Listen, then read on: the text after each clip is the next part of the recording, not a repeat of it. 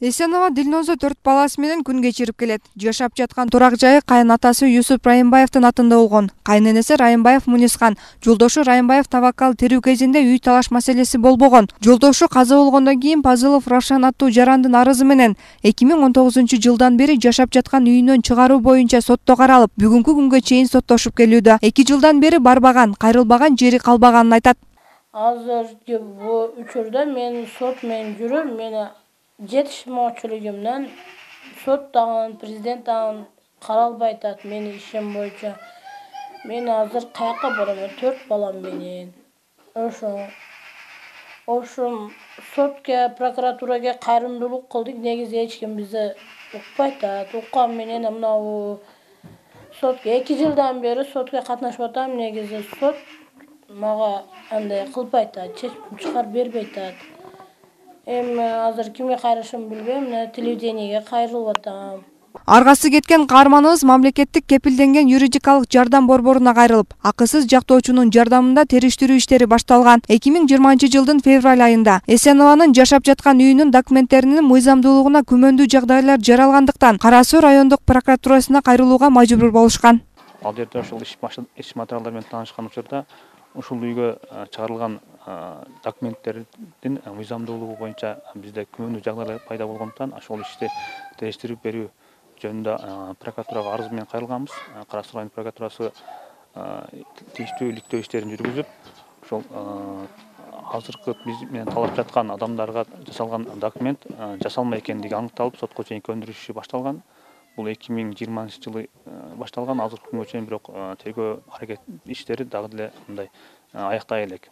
Кадастр мекемесинин Кара Суу райондук филиалы тарабынан 2020-жылдын 3-февралында берилген тактамасында Райымбаев Юсуп жана Райымбаев Тавакалдын атында эч кандай кыймылсыз мүлк жок экендиги жазылган. Кийин Райымбаевдин турак жайына мыйзамсыз түрдө 2019-жылдын 16-июлунда Пазилов Равшан Якупчановичтин атына жеке менчик укукту растоочу мамлекеттик актысы мыйзамсыз жана жасалма документтерди жасоо менен биргеликте далилденген. Бул маалыматтарды тактоо үчүн Пазилов менен байланышууга аракет кылып, тилекке каршы мүмкүнчүлүк болгон жок. Сотко чейинки өндүрүш иши башталгандыгына 1 жылдан ашуун убакыт өтсө дагы жана мыйзам бузуулар аныкталгандыгына карабастан бүгүнкү күнгө чейин эч кандай аракеттер жасалбай келет. Жасалмалуу фактысы менен документтер жасалмоо фактысы менен арыз менен кайрылган.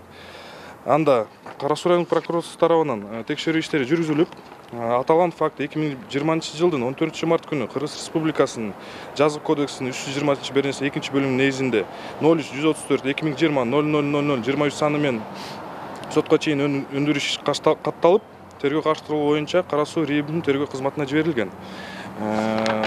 Бүгүнкү күндө Кара Суу райондук ички иштери бөлүмүнүн тергөө кызматы тарабынан аталган сотко чейинки өндүрүш иш Кыргыз Республикасынын жазык процессуалдык кодексинин 26-беренесинин 1-12 негизинде өндүрүштөн кыскартылган. Бүгүнкү күндө Кара Суу райондук прокуратурасы тарабынан аталган кабыл алынган чечимдин мыйзамдуулугу окулууда. Нариман айыл аймагына караштуу Нурдар айылында Эсенова 2008-жылдан бери жашап келгендигин айыл башчысы тастыктайт. Ал эми Пазылов Равшан аттуу жарандын үйгө тиешеси жок экендигин жана 4 баласы менен көчөдө калбоосу үчүн айыл эли болгон жардамдарын берүүгө даяр экендигин билдиришет. Азыр бир хакыйкат болуш керекми ахыр? Азыр бир хакыйкат болуш керек да. 4 баласы менен ал каяка барат? Ал балдарды көчөдөн жетелеп келген жокко. Ошол Монускан эженин неберелери отурбайбы?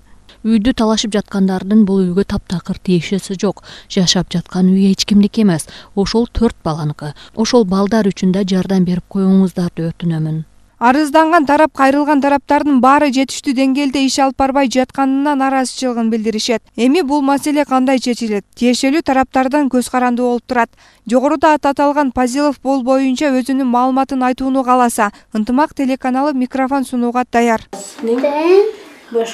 Зарина Рахманбердиева, Маруф Шакиров, Ынтымак, Ош облусу.